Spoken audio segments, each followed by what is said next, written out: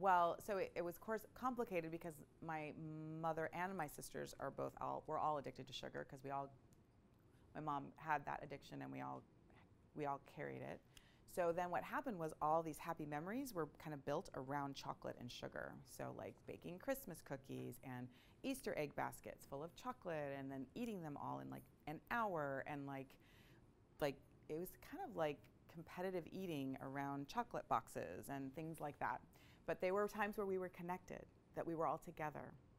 And so what I needed to do was to realize that I didn't want sugar, I wanted connection.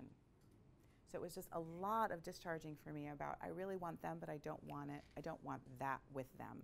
And I actually can have them without that. So I think it was a lot of crying. It was a lot of, and eventually noticing how crappy I felt. Like I really feel bad on it. And I want to feel better than not good. And I still do it sometimes, but it's not the driving force in my life the way it used to be. It's not like I'm done with it.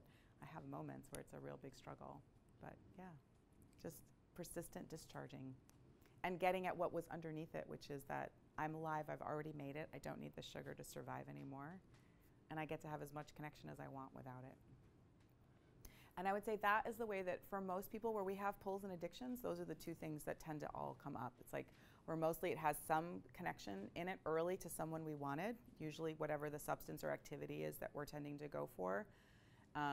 In that kind of, addiction's kind of maybe hard, but like compulsive way, like in a way that's unthinking, that's based on restimulation. And almost always we would really want connection, but we settle for that instead of the connection. We feel like we can't get the connection, so we do that instead. That tends to be generally what's underneath that. I'd be curious what you find if you look at that for yourselves.